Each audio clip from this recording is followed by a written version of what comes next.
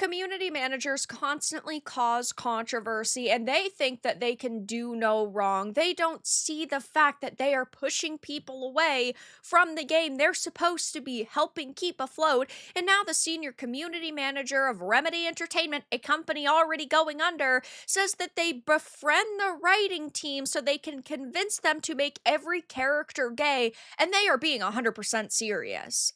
I have a few different things to show off, but before I get into the topic, if you enjoy the content I create, check out the links in the description, join the community and my live streams, and consider supporting through Patreon or YouTube memberships. Now, we constantly hear about controversial community managers and how they go on these blocking sprees and they cause major controversy for the studios they're hired by, but this is one of the worst we have seen in a long time because this person is not making a joke. Judging by their past social media history, they are being serious. They want a narrative pushed and they are going to stop at nothing to get their way. So Vita, the again, senior community manager of Remedy Entertainment, said, "All I do at work is befriend everyone on the writing team so I can tell them to make every character gay every time it's feasible, to bring up more often than you think. If you think this isn't about you, affectionately, yes, it is. It's called direct action." So they are sitting here and saying that they constantly push people to change their work and that it is direct action. They are saying that they are an activist and they are going to try to get their way. And yes, I thought at first, oh, maybe this is supposed to be some sort of like humorous joke, even though I don't think that it's funny and they're just trying to sort of stir the pot. But looking at their past history over on X, they are an extremely controversial person. Happy New Year's to the girls, gays, and theys, and nobody else. 2026 resolution is to make less room for heteronormativity. Watched a movie set in Baltimore and now I want to eat 100% more crab. Bought sacramental wine to drink with the girls, gays, and theys on New Year's Eve because I think it's so funny and whimsical of me to do that. Live, laugh, lobotomy. So this person is definitely a loony, as Savvy says here. This person is not somebody who cares about the state of this industry or really good entertainment. They care about pushing propaganda in your face at all opportunities possible, and it's no shocker to see that it is a community manager who is doing this. Now, these people are cultural Marxists, plain and simple. They want things changed from the ground up. They want the world to resemble their mentally ill one, but these individuals are narcissists. If a character does not have their quirks, or does not push their sexuality, or does not represent their views, they think that character is terrible and awful, and that you are a terrible person for not wanting more gay characters, or LGBT characters, or wanting more activism in your entertainment. Now, this person actually went into protected mode, funny enough, because they realized the storm that they have caused. But to be honest, they didn't have some major following anyway. They have 5,782 followers, she/her, primarily on Blue Sky now, but this is the type of person you would expect as a community manager, really. I don't always like to judge people based on their looks, but it's becoming much harder to not do that. And keep in mind, Remedy is in a very bad state right now. Sweet Baby Inc. had worked with Remedy on Alan Wake 2, which was so sad because I loved Alan Wake 1 and I wanted it to be phenomenal going into a sequel. But Remedy has worked with Sweet Baby Inc. They only really just started turning a profit on Alan Wake 2 last year, and it took forever, and I highly doubt it's really selling many more copies now. But their most recent game, FBC Firebreak, came out, was a complete and utter disaster, and recently they lost their CEO, and they said that they were not satisfied with their recent financial financial performance, and they said that they would return to profitability by delivering hits again. Does that actually mean that they're not going to race swap characters and change plots so that a female character is much more strong and independent and ultimately way more intelligent than the lead male character? I don't know. I don't believe that that's going to happen. FBC Firebreak, I suppose, was an okay idea, just really poorly executed. It had a lot of technical difficulties upon release. They didn't update it because there was nobody playing it.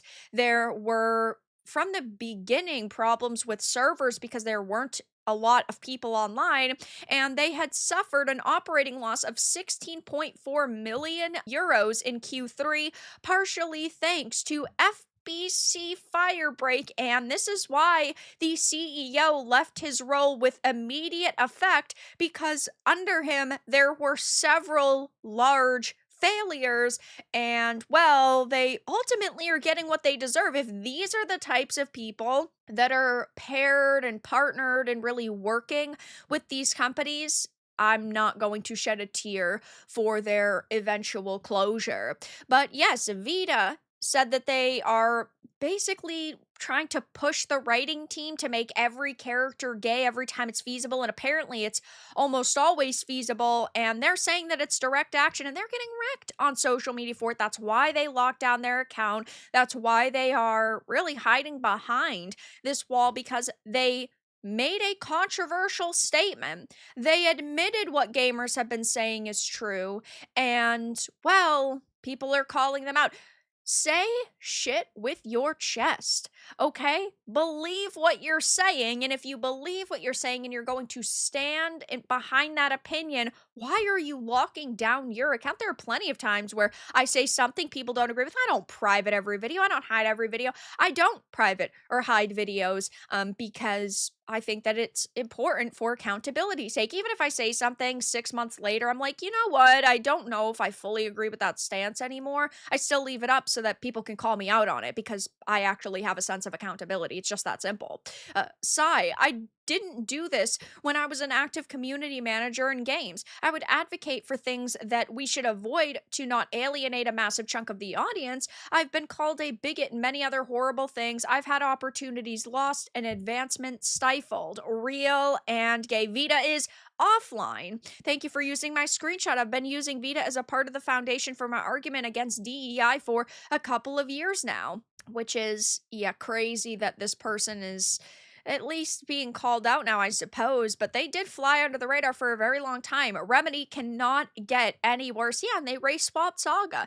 Is race swapping the worst crime that could happen in entertainment? No. I think that gender swaps are significantly worse because with race swaps, you can find an actor who can embody the essence of a character, but with gender swaps, you have to completely change their backstory from the ground up. Though in this case, while her skin color didn't really matter, she just wasn't a very good character, and the way that they implemented her was not good either. This isn't the Saga Anderson game, it's Alan Wake 2, and Alan Wake was only 50% of the experience. Indoctrination by desensitization, coordinated, planned.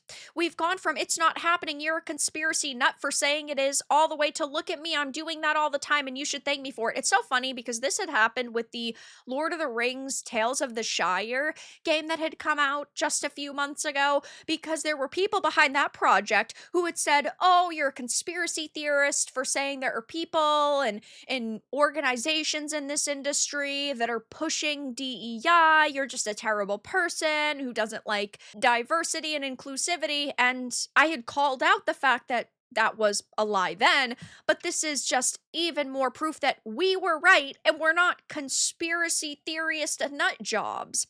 Hopefully Control Resonant is still a fantastic game, but this shit will never not concern me every time I see it. I think that Control Resonant was the sort of nuclear plan that they were like, oh my god, we're losing so much money, people are so upset with us, we need to release this game. So they rush to make a trailer, they're rushing to get this game done because they know that Control was a very successful game. But will it come out and be good? only time will tell. Imagine being one of the writers and seeing this, realizing the person who you thought wanted to be your friend was approaching you just to get you to push their agenda. This is what happens when you hire activists. I don't know what to say. You didn't have to hire people based on diversity and inclusion initiatives. You could have just hired people based on merits and you wouldn't be in the situation you are today. They haven't been relevant since Max Payne 2. Happy to continue my decades long boycott. So, yeah, put a chick in it, make her lame, make her gay. That is the mentality that these people are pushing. But it is always very nice for them to just come out and confirm that we were correct, because it just makes it easier for us to make our point. And if this person unprotects their account, I will probably make a follow-up video on it. But yeah, they are somebody who clearly doesn't care about entertainment being good, just entertainment pushing their political agendas. They are straight up admitting to befriending the writing team so they can try to get them to make every character gay. And judging by their post history, it doesn't look like this is a joke. But that's all that I really had to discuss in this video. Let everyone know your thoughts in the comments below. If you found this important and informative, make sure to give it a like, share it, and subscribe to the channel. And if you didn't, give it a dislike. I appreciate your support either way, but I'll talk to you all again in the next video really soon.